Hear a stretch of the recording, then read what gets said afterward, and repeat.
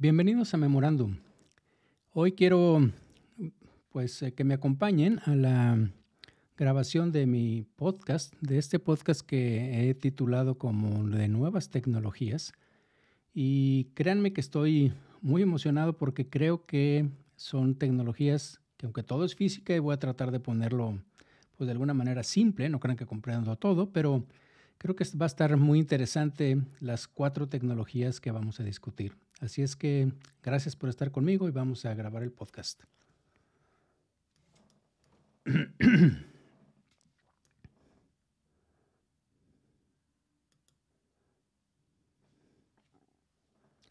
Si ustedes creían que la física de los rayos X para la producción de imágenes había llegado a su tope, pues déjenme decirles que no es así.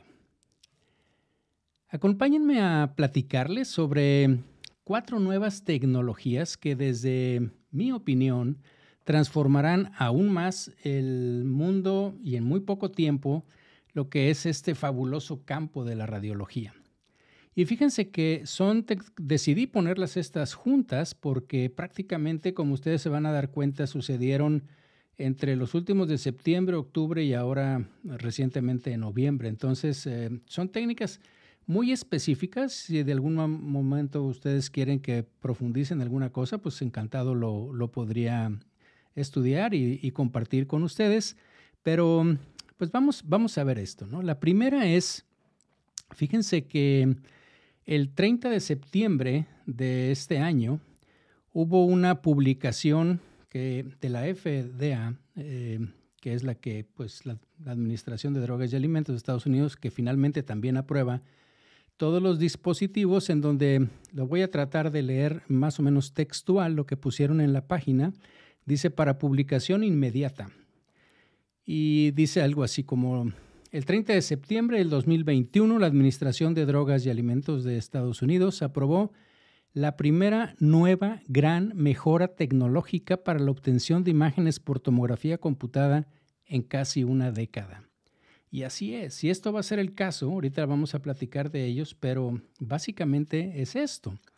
Y bueno, esto que voy a comentarles está entrecomillado porque traté de sacarlo de la página de la FDA, y dice algo así, cosa que todos sabemos, pero para el público dice: la tomografía computada es una importante herramienta de imágenes médicas que pueden ayudar al diagnosticar enfermedades, traumas o anomalías, planificar y orientar procedimientos intervencionistas o terapéuticos y monitorear la efectividad de ciertas terapias.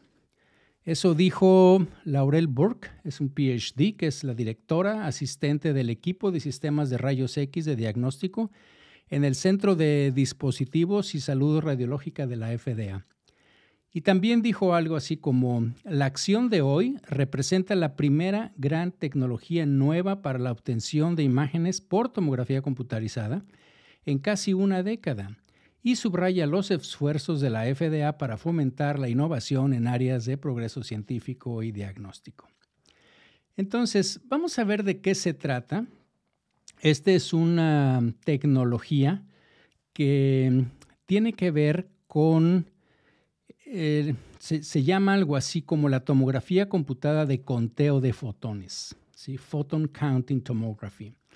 Déjenme decirles que esto, como lo voy a comentar más adelante, es una tecnología propietaria hasta este momento de una casa comercial de Siemens, que de hecho no ha dado mucha información. Esto es información de lo que pude recopilar porque se va a lanzar. Algunos de ustedes seguramente lo van a saber, y si no, les puedo dejar por ahí el link. No tengo nada que ver con Siemens ni mucho menos, pero van a hacer el lanzamiento, si no me equivoco, el día 18 de noviembre. Entonces lo han tenido como muy, muy en secreto. ¿Qué es esto del photon counting?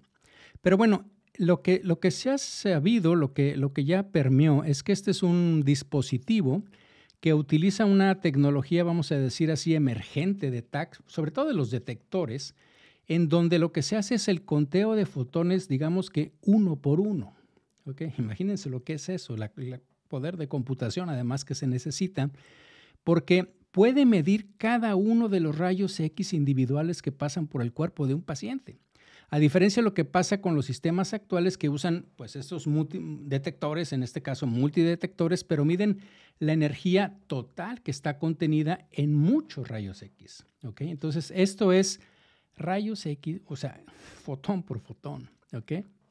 Entonces, digamos que aquí lo que están haciendo es una cámara de conteo, no es exactamente eso como las de medicina nuclear, pero están contando cada fotón de rayos X individual y por lo tanto pues se puede obtener información más detallada sobre el paciente en todos los aspectos y utilizarla estas pues obviamente para crear imágenes que tienen menos información que no es útil, ¿ok? Porque digamos que no hay radiación dispersa.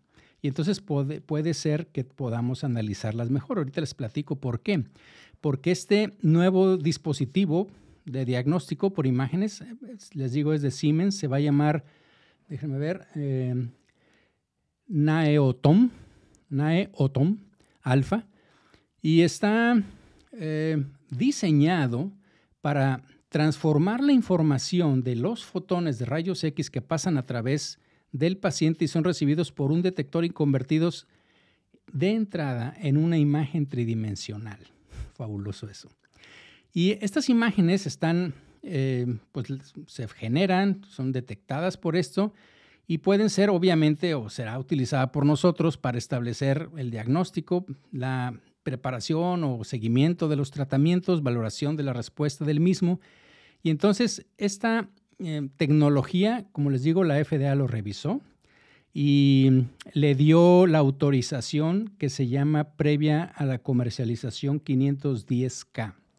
Yo he estado involucrado en alguna cosa como esta por ciertas cosas de dispositivos, pero fíjense que para que la FDA apruebe ciertas cosas o las compañías, lo que hacen es que presentan el producto y tratan de utilizar lo que ellos le llaman en la jerga de la FDA un predicado. Es decir, por ejemplo, cada nuevo ultrasonido que se quiere que se autorice por parte de la FDA, pues las compañías no tienen que hacer un estudio de todo, sino que utilizan un predicado de los ultrasonidos que ya existen y entonces ellos dicen, no, básicamente es esta misma idea. ¿Ok? Entonces, esta es una como presentación previa a la comercialización que realiza la FDA para demostrar que un nuevo dispositivo es sustancialmente equivalente, como les digo, a un dispositivo predicado comercializado legalmente. Entonces, vamos a ver qué pasa, pero definitivamente promete ser, al menos por lo que dice la propia FDA, pues el descubrimiento más importante en la última década en lo que corresponde a la física y la obtención de información médica de los rayos X. Bien, pues fíjense que después pasó esto fue, como les digo, en septiembre. Bueno, pues el 26 de octubre hay otra noticia en donde se presenta el primer escáner de PET de 3 fotones y esto obviamente tiene muchas implicaciones, como les voy a platicar, para el diagnóstico y seguimiento de los pacientes que, sobre todo, que tienen cáncer, ¿no? Y este es un estudio, que hicieron los investigadores y que los desarrollaron recientemente. Este primer, vamos a decir así, escáner de PET con conteo de 3 fotones que puede mejorar, como les digo, diagnósticos de cáncer y ayudarnos a evaluar malignidad, y ahorita vamos a ver por qué, y sobre todo tratar de evitar biopsias. Y resulta que el estudio, con los detalles de toda esta técnica, que muchas no le entiendo, pero bueno, está publicado en el journal que se llama Science Advances, y esto tiene que ver con imágenes que ahora se van a llamar de positronio. Ahorita les platico de qué se trata. Está genial esto. Pero este método finalmente va a tratar de mejorar la sensibilidad de los escáneres de PET y permite producir, fíjense, como la gammagrafía, escáneres de PET de cuerpo entero, que en teoría ellos dicen que van a ser 5 veces más baratos que los que se producen ahora tradicionales, que utilizan detectores de cristales. Acuérdense, vamos a revisar un poquitín esto, ¿no? Acuérdense que lo que sucede es de que cuando nosotros inyectamos el material radioactivo que generamos en un ciclotrón, Lo que sucede es de que estos positrones, recordemos que son la antimateria de los electrones, cosa que ya es de por sí sumamente interesante, que estemos viendo y trabajando con la antimateria. Bueno, pues resulta que sabemos que lo que sucede es que cuando choca un positrón con un electrón, o sea, cuando choca la antimateria, como en esa película por ahí que existe, pues obviamente que se genera una explosión, una salida, se desintegra la materia, se aniquila. Annihilation es el nombre que tiene en aniquilación, que tiene en inglés. Pero lo que sucede es de que entonces salen dos fotones prácticamente, obviamente al mismo tiempo, y prácticamente en 180 grados. Entonces, lo que tenemos son unos detectores alrededor del paciente y cuando la computadora detecta que en dos detectores existe un fotón, o sea, un centelleo, porque acuérdense que esto es de medicina nuclear, ¿sí? Cuando encontramos ese centelleo sincrónico, básicamente al mismo tiempo, en 180 grados uno de otro, entonces dice, estos vienen de aquí. Y así es como básicamente se forma, digo muy rápido, la imagen en un PET, ¿ok?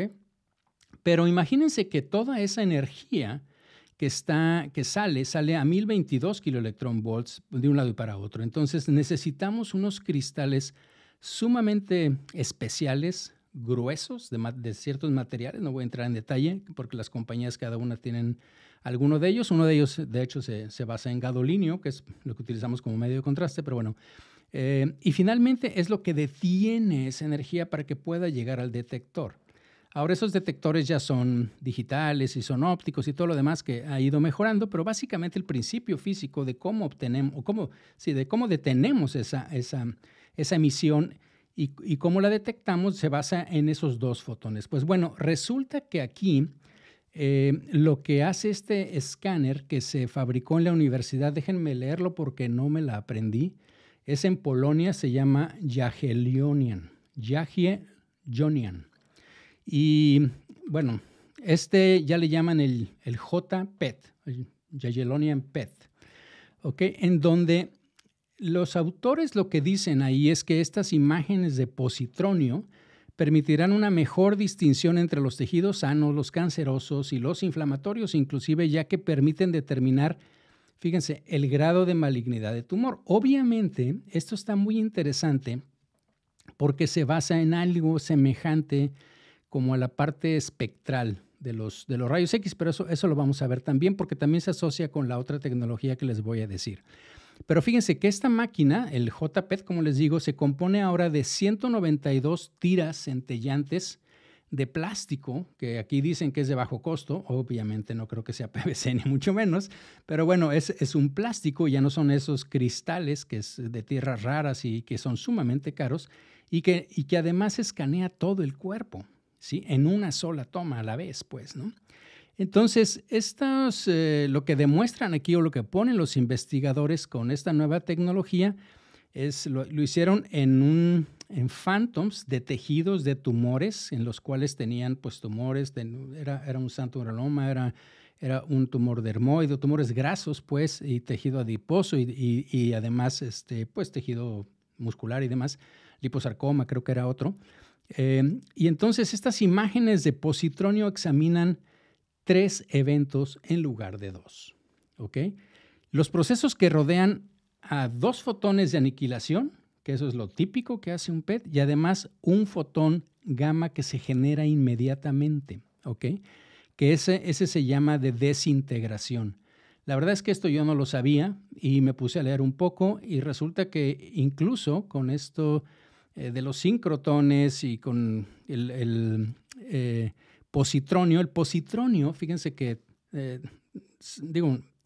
le llaman así al momento, es un, entre comillas, átomo metastable o que es cuando se forma por un instante o microinstante un como átomo en donde hay un electrón y el positrón. ¿Sí? Entonces es como si fuera un átomo de hidrógeno, pero sin serlo. O sea, tiene un positivo y un negativo. Entonces a eso se le llama positronio, ese momento antes de que se aniquile. ¿Ok? Está muy interesante. Entonces, Los escáneres PET tradicionales están diseñados para registrar, como yo les decía, esos 2 fotones del proceso de aniquilación entre los positrones y los electrones. Y este estudio presenta un nuevo método que permite la obtención de imágenes del positronio mediante el registro simultáneo de fotones de aniquilación, como ya lo sabemos, y los que se llaman desexcitación, ¿sí? Aquellos que salen también, y como les decía, no nada más puede haber 3, hay algunos por ahí que decía que se pueden generar hasta 5 fotones de esos. Y esto tiene que ver, al menos así lo mencionan ellos, y puede servir para utilizarlos o marcarlos en los farmacéuticos de los radionúclidos. Y entonces ellos dicen que ellos prevén que estas imágenes con positronio mejorarán sustancialmente la especificidad de los diagnósticos de PET. Pues vamos a ver, ellos están muy interesante. Esta nueva tecnología es una forma más de obtener información desde el punto de vista de física que tenemos. Bueno, eso fue el 28 de octubre. Pues resulta que el día 29 sale otro anuncio también muy, muy importante, porque si bien es cierto que lo centraron en las mamografías, como lo vamos a ver, se podría, y de hecho ahí viene en el artículo, la posible aplicación a muchas más formas de imagen. A lo que voy es prácticamente a la tomografía. Y es lo que se refiere con las, el título del estudio básicamente es algo así como mamografías monocromáticas que son capaces de disminuir la dosis de radiación y también la compresión de la mamografía. Y como les digo, esto se publicó en octubre del 2021. Y bueno, vamos a poner esto también un poquito en contexto, ¿no? Sabemos que, desde 1900 por allá, muy pronto después de que se descubrieron los rayos X, pues se trató de utilizarlo también para el diagnóstico de cáncer de mama. Y bueno, lleva mucho camino desde su inicio y todavía parece que hay mucho margen de mejora. Yo les comento siempre a mis residentes que de alguna manera, desde que yo era residente en el Radiology, siempre había una sección de mamografía y sigue habiendo varios artículos y es básicamente sobre lo mismo, ¿no? Sobre la posibilidad de diagnosticar mejor cada vez el cáncer de mama. Y no me refiero a mamografía nada más, sino todo lo que es la parte de cáncer de mama o detección de patología mamaria. Pues bueno, fíjense que un grupo de físicos y de radiólogos del Departamento de Radiología del Mass General Hospital, del Hospital General de Massachusetts, pues descubrieron recientemente que los rayos X monocromáticos, y ahorita les voy a platicar de qué se trata, pueden ayudar a mejorar la forma en que se realizan los exámenes de mamografía y publicaron sus hallazgos, como les digo, este día en el European Journal of Radiology. Y bueno, el equipo de ellos analizó los resultados de estudios previos, porque esto no es nuevo, lo monocromático. De hecho, la idea, yo tampoco lo sabía, pero la idea está desde mucho por allá, 1900 y tantos. Ahorita lo veo en mis notas, pero ya se había utilizado sistemas prototipos capaces de generar estos rayos X monocromáticos por medio de fluorescencia, pero ¿qué son estos rayos X monocromáticos, ¿no? Entonces me puse a buscar y explican un poco también ahí en el artículo. Y bueno, los tubos de rayos X convencionales pues emiten rayos X, pero un espectro de rayos X que digamos de ancha anda y que normalmente incluye pues una radiación que le llamamos característica o de línea característica y otra que es pues dispersa, ¿se acuerdan, no? Entonces, para obtener una calidad óptima en las imágenes de mama se necesitaría que los rayos X fueran monocromáticos para evitar energías que conduzcan a la degradación de la calidad de la imagen. Y entonces, como les digo, aquí estoy viendo en mis notas, hay literatura desde 1947 y después en la década de los 50 donde ya están hablando de la posibilidad de usar rayos X monocromáticos sin que existiera obviamente la tecnología para hacer esto, ¿no? Entonces ya a finales del siglo pasado, el siglo XX, la atención de esto se centró en obteniéndolo porque ya existía la tecnología no a través de un ciclotrón, sino a través de lo que se llama un síncrotrón. Tampoco sabía de qué era esto, pero resulta muy así generalmente que los ciclotrones lo que hacen es que aceleran las partículas pero a través de campo magnético, con electricidad y un campo magnético que es estático. El caso es de que el sincrotrón lo acelera con campos magnéticos cambiantes y digamos que es la etapa previa al famoso acelerador de partículas que tenemos allá en el CERN, es decir, entre Francia y Suiza por allá. Entonces, ya en el 87, comentan aquí los autores que ya se utilizaron rayos X monocromáticos que iban de 20 a 100 kiloelectronvolts, o sea, más o menos lo que estamos utilizando, que va en el rango de energía. Acuérdense que en el rango de la mamografía va entre que 20 y 30 kiloelectronvolts, es básicamente lo que tenemos, y la parte principal es que los tejidos cancerosos mamarios exhiben una atenuación más alta que los tejidos normales. Cosa que diríamos, pues claro, pues esa es la razón por la que lo vemos, sí. Pero la verdad es que la razón por la que lo vemos es porque, bueno, pensábamos que es porque estaba rodeado de grasa, que porque es más denso que el tejido mamario, glandular, etcétera, alrededor. Pero parece que per se, ¿sí?, el propio cáncer tiene una mayor atenuación, ¿no? Entonces, la tecnología esta que nos están presentando de rayos X monocromáticos, en particular este grupo, supongo que hay otras formas, pero la manera como ellos lo obtuvieron es por medio de dos procesos de emisión de rayos X para generar los rayos X monocromáticos. Fíjense, el primero pues es similar a un tubo de rayos X convencional en donde los electrones de alta energía pues bombardean un metal, ¿sí? Ya sabemos que dependiendo los tubos, las compañías, pues hay diferentes metales que pueden hacer, que podemos bombardear, y la idea es que esos metales serán tan buenos que se acercaban a rayos X como monocromáticos, ¿sí? Pero finalmente acaban siendo energía de rayos X otra vez de banda ancha. Y entonces lo interesante que hicieron estas personas es que la parte que es diferente es que implica entonces, ya que generamos los rayos X, ahora los vamos a concentrar en una hoja muy delgada, muy compacta, metálica, por la cual ahora van a tener que volver a pasar, ¿ok? Entonces, esta lámina emite rayos X monocromáticos, ahora sí, a través de fluorescencia. Acuérdense que eso es finalmente lo que se detectamos. Entonces, resulta que la energía con la cual se genera, ¿sí?, o sea, de la que sale pues ese fotón, después de pasar por esa placa de metal, pues es exclusiva de ese metal, es como una huella digital, por así decirlo, ¿no? Entonces, si por ejemplo ponemos una hoja de estaño, pues produce dos líneas de emisión monocromática, tengan de cuenta como el espectro, ¿ok? Lo mismo que hacemos en astronomía cuando ponemos un filtro. Básicamente lo que estamos haciendo es justamente es como poner un filtro, ¿no? Y podemos ver el espectro y nada más ver el hidrógeno alfa o el hidrógeno beta, por ejemplo, o el oxígeno 2 o el oxígeno 3, si podemos filtros especiales para astrofotografía, por ejemplo, o para espectroscopía o lo que fuera.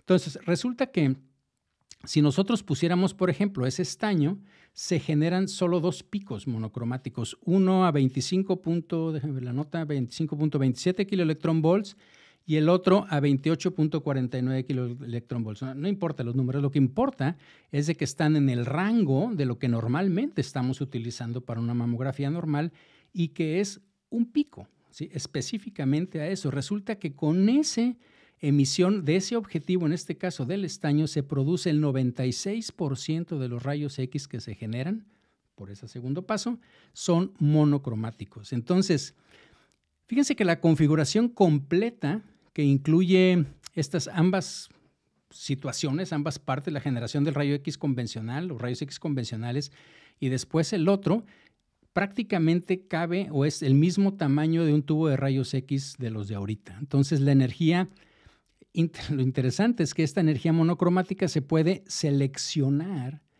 cambiando el material de objetivo. Hagan de cuenta que es cuando tomamos astrofotografía, ponemos el telescopio y entonces ponemos una rueda que tiene diferentes filtros y luego ponemos la cámara, ¿ok? Y entonces lo que va pasando es de que se toman filtros típicamente, ¿sí?, en el rojo, en el verde y en el azul, RGB, constelación o de la galaxia que estemos viendo del espacio, y además uno de L que se llama de luminiscencia para obtener toda la información.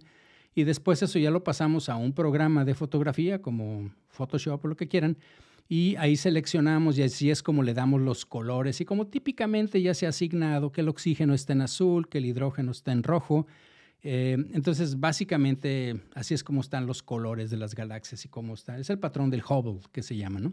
Pero bueno, finalmente imagínense que lo que pudiéramos hacer es cambiar esos filtros, esos objetivos, para que entonces le pudiéramos cambiar, por ejemplo, molibdeno, paladio, plata, antimonio, y entonces se generan pues flujos diferentes de picos monocromáticos, y eso finalmente podría ayudar mucho en la caracterización de las mamografías. Se pueden generar flujos monocromáticos, incluso de mayor energía, como les digo, por ejemplo, para el TAC, y en lugar de esto utilizamos el neodimio, el samario, el disprosio, tungsteno, incluso el oro. Entonces, ellos lo están diseñando para que, dicen, pueda permitirse un fácil intercambio, incluso ellos dicen manual, aunque al final dice que se está desarrollando y reemplazando estos objetivos en una forma automatizada. Pero bueno, ¿por qué sería esto importante? Bueno, fíjense que las lesiones malignas muestran en promedio un aumento del 11% de la atenuación lineal en comparación con los tejidos normales, y entonces debe ser mucho más fácil de visualizar utilizando estos monocromáticos en un rango entre 14 y 30 kiloelectronvolts, dicen ellos. Y de hecho, la mamografía actual que se utiliza, pues el rango está entre 17 y 20, ¿no? Entonces, más o menos por ahí está. Sí se puede detectar eso. El problema es que tenemos un ancho de banda. Entonces, de alguna manera es como les decía, ¿no? Si podemos hacer como ese TAC espectral en donde cambiamos el kilovoltaje para excitar y para ver cómo responden y qué densidad tienen tejidos diferentes, bueno, lo mismo vamos a tratar de hacer aquí, ¿no? Y entonces ellos ya demostraron que hay una mejora incluso en el contraste de los rayos X monocromáticos en comparación con los rayos X normales cuando se utiliza medios de contraste iodados. Ya saben que eso es algo que se está moviendo también, la mamografía contrastada. Como ahora es digital y tenemos esa posibilidad, pues ahora imagínense que podemos subirle más, así como en el TAC espectral que podemos hacer imágenes de yodo y demás. Bueno, esto ahora también podríamos, así como el TAC espectral, pues ver microcalcificaciones y demás, simplemente cambiando el objetivo de esto, ¿no? Entonces, la otra cosa interesante y que ellos insisten mucho es en la parte de la radiación, ¿sí? Porque, bueno, primero, sabemos que la densidad mamaria da como resultado un mayor riesgo de cáncer, de detección de cáncer en etapas avanzadas, porque no lo podemos diagnosticar probablemente en etapas tempranas. Entonces, eso hace que de repente como que se minimice la utilidad de los programas de screening en las pacientes que tienen mamas densas, y eso son especialistas en lo de mama, saben perfectamente. Incluso ya hay como una especie, bueno, de hecho es una ley en Estados Unidos en donde las mujeres tienen que saber su tipo de densidad mamaria que tienen, ¿no? Entonces, resulta que, como les digo, muy interesantemente para lo que platican ellos, los beneficios con los rayos X monocromáticos pues fueron especialmente evidentes cuando se tomaron imágenes de mamas más grandes y densas. Para esto lo que hicieron, obviamente no lo hicieron en pacientes, lo hicieron en phantoms que ya están bien establecidos, y resulta que hubo una reducción de dosis de más de 6 veces comparado con el sistema convencional. De hecho, ellos ponen 6.6 veces en este sistema monocromático, y cuando incluso comprimían la mama hasta 9 centímetros, o sea, aún con compresión, ¿sí? Entonces había mucho menor radiación. También evaluaron la relación señal-ruido, el SNR, Signal to Noise Ratio, que sabemos es un indicador de la calidad de la imagen, que estaba utilizando diferentes dosis en los phantoms, y los resultados se compararon con los parámetros de las mamografías normales. Y bueno, lo que descubrieron es que los rayos X monocromáticos no solo podían reducir la dosis de radiación de una paciente, como ya les dije, entre 5 y 10 veces, sino que la señal también era 2.6 veces mayor en comparación con el sistema convencional. Entonces, esto se los estoy platicando más porque el artículo está completo, lo podemos revisar, más a fondo, aquellos que estén interesantes, pero las conclusiones que vienen es que ellos dicen, bueno, reducir la dosis de radiación en un factor de 5 a 10 mientras se mantiene la calidad de la imagen de la mamografía, pues implica una reducción muy importante, ¿no? en la exposición total de radiación para la detección del cáncer de mama y entonces pues un riesgo que le diríamos dramáticamente menor de 5 a 10 veces de cánceres que pudieran ser inducidos por radiación, sobre todo en mujeres de riesgo. Y la otra cosa es que esta señal ruido aumentada o mejorada, pues esa relación de signal to noise ratio, pues que al menos se demostró en los Phantoms. Repito, esto no se hizo en humanos, pero aún en los más gruesos, pues lo que ellos platican o que sugieren ahí en la parte de discusión, más discusión y conclusión, pues es de que podría utilizarse para generar o producir menor compresión y por lo tanto menor disconfort en las pacientes. Y bueno, para terminar, resulta que se publicó el 4 de noviembre y créanme que lo dejé al último, bueno, obviamente por la cronología, pero no sé si lo han visto en las redes, los que me siguen en redes ahí lo compartí, lo publiqué. Es algo, al menos en los videos que ponen, es algo fabuloso, es algo increíble. Esto se trata de la obtención de imágenes de órganos humanos intactos, no están en vivo, o sea, los sacan, los preparan, pero es el órgano completito, el pulmón, ahorita les voy a decir, el riñón, y lo que van haciendo es que utilizan una cosa que se llama tomografía de contraste de fase jerárquica, y ahorita les voy a platicar de qué se trata, pero hagan de cuenta que es como esa película donde le van haciendo un zoom y que se van desde donde estamos. Hay un zoom out y que se va hasta las galaxias y un zoom in que se va hasta los átomos. Bueno, no llegamos a los átomos aquí, pero es de un tejido y estás haciendo zoom, zoom, zoom hasta llegar a las células que lo componen. ¿Ok? Fíjense que evidentemente es un breakthrough. Yo creo que esto es una cosa que va a cambiar sustancialmente muchas de las cosas que hacemos. Está publicado en Nature, obviamente, de hecho en Nature Methods. Y entonces, déjenme otra vez poner esto un poquito en perspectiva, ¿no? Y podríamos decir que, pues sabemos, ¿no? Los tejidos biológicos son estructuras tridimensionales muy complejas, pero ordenadas jerárquicamente. Y están ordenadas jerárquicamente porque tenemos células que están especializadas en forma individual, pero que luego forman unidades, ¿sí? O sea, tenemos células y luego forman unidades, digamos el lobulillo pulmonar secundario, digamos la nefrona, como le quieran llamar.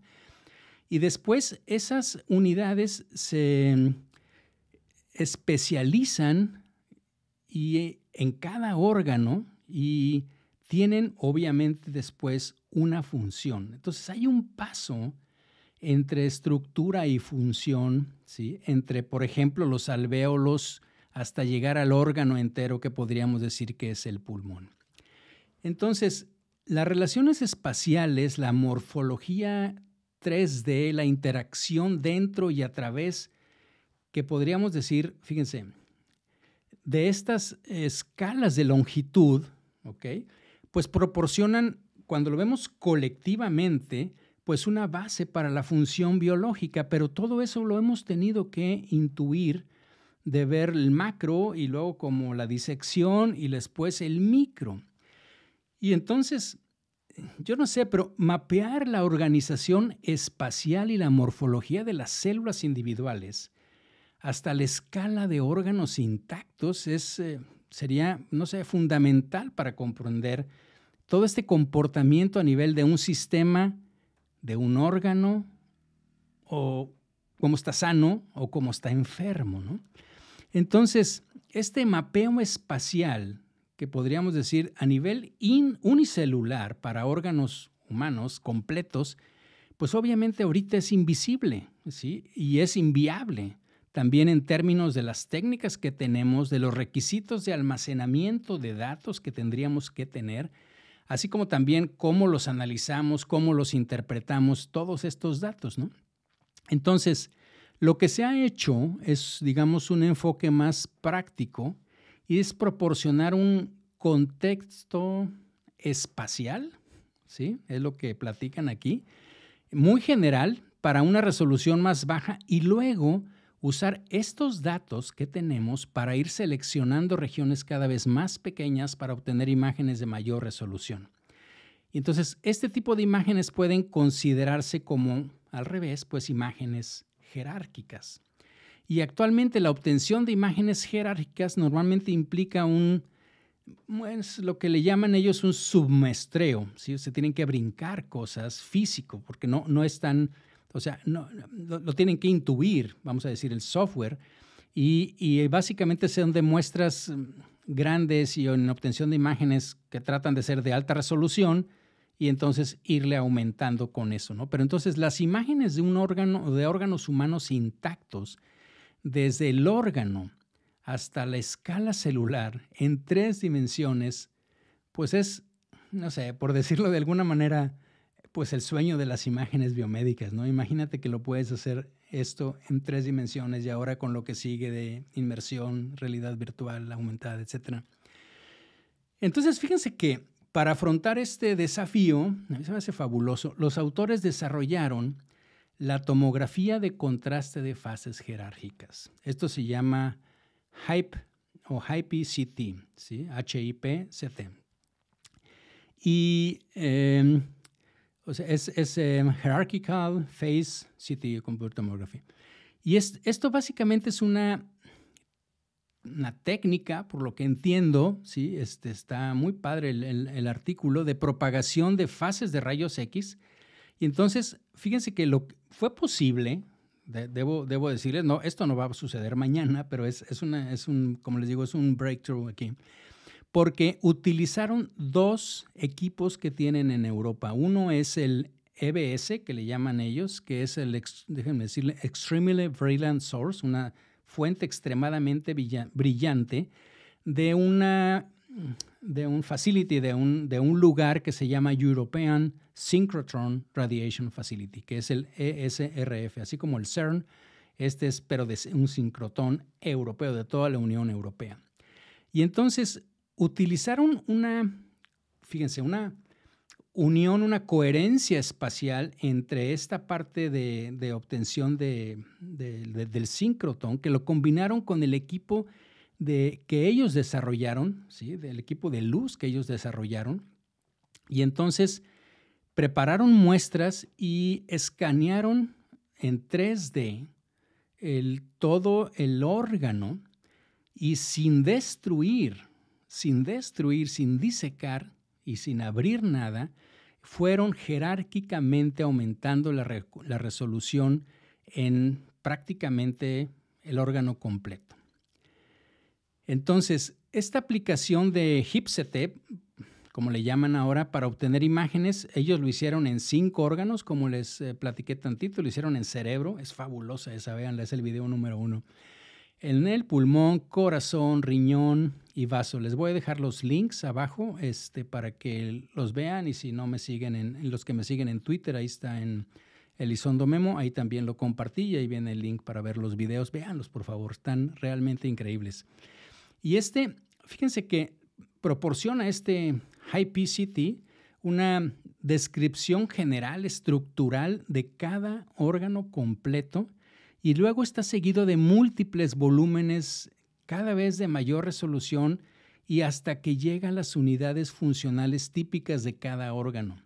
Y luego a las células especializadas individuales dentro de los órganos. Es que es fabuloso. Y entonces demostraron estas aplicaciones potenciales a través de la cuantificación y morfometría de glomérulos en un riñón humano intacto. La identificación de cambios regionales también lo hicieron en un paciente que donó su pulmón después de que murió con COVID-19 y vieron los cambios alveolares.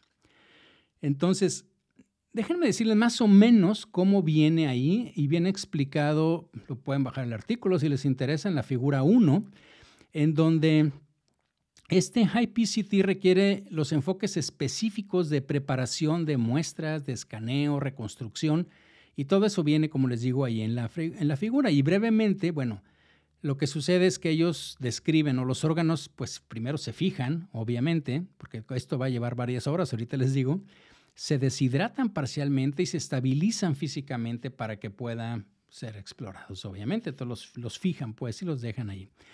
Y luego se realizan exploraciones con este TAC jerárquicamente. Y la primera normalmente la hacen a 25 micrómetros por voxel. 25 micras por voxel en todo el órgano. Después el segundo toman un volume of interest, un VOI, y lo hacen a 6.5 micras en todo ese voxel. Por voxel en todo el órgano. ¿Ok? Y después, la otra jerarquía es a 2.5 micras por voxel por todo el órgano. Entonces, imagínense que el tiempo de exploración, por ejemplo, de esto es, bueno, como les dije, ya se había intentado alguna cosa semejante, pero tardaba días. Entonces, ahorita, con ese algoritmo matemático que ellos encontraron y obviamente con el poder de computación que tienen ahorita, pues resulta que actualmente se tarda 16 horas para hacer todo esto en un cerebro completo y digamos unas 3 horas y media para un riñón, ¿sí? Cuando lo hacemos solo a 25 micras por voxel y después las otras que tenemos que hacer. Entonces, resulta que la configuración experimental de esto, ¿no? Está en gran parte ahorita ya automatizada desde el punto de vista que ellos lo describen y se puede ajustar para de alguna manera, no sé, aumentar la velocidad del escaneo, los órganos, los más pequeños obviamente se van a tardar menos, si quieren estudiar, por ejemplo, un ovario, no sé, y obviamente también se puede adaptar a diferentes campos de visión, en fin, es como un TAC, ¿sí? Para obtener mayor resolución. Y entonces, este procedimiento, como les digo, de escaneo permite seleccionar todo esto y proporciona mucho mayor resolución de todo lo que estaba descrito, ¿no? Entonces, no sé si lo transmito, pero es difícil describir esto que les estoy diciendo con palabras. Entonces, sí, realmente los invito a que en verdad vean los videos que vienen en el artículo para que vean cómo van aumentando. Si quieren ahí o si no, como les digo, están se los voy a dejar los links o si no, pues me siguen en Twitter, Elizondo Memo. Y la verdad es que tienen que verlos, por favor, porque creo que si esto lo vamos a tener en rayos X, es una cosa fabulosa. El poder identificar, o sea, no dejar cómo desde nivel celular, cómo jerárquicamente en tercera dimensión realmente se están conectando las cosas, las células, las unidades estructurales, cómo es que realmente funcionan y no nos estamos imaginando y reconstruyendo el túbulo, el asa de Henle y demás, que probablemente así es, ¿no? Pero todo lo que está pasando a nivel neuronal, la sinapsis, es algo fabuloso. Bueno, yo como les digo y creo que se nota, ¿no? Como les he dicho siempre, estamos en tiempos que para mí son increíblemente excitantes. Todo esto que está pasando unido con la inteligencia artificial, cómo esto nos va a empoderar. La verdad es que yo no cambiaría esta especialidad por nada del mundo. Esta especialidad de la radiología nos va a abrir un entendimiento increíble del cuerpo humano sano y enfermo. Y ojalá que con esto, bueno, pues pueda estimularlos un poquitín a aquellos que quieran hacer radiología, que se metan en esto. Va a estar genial. Pues como siempre agradezco su atención y no olviden por favor enviarme sus comentarios, sus sugerencias en las diferentes plataformas de Memorándum. Espero que les haya gustado y pues nos vemos pronto. Muchas gracias.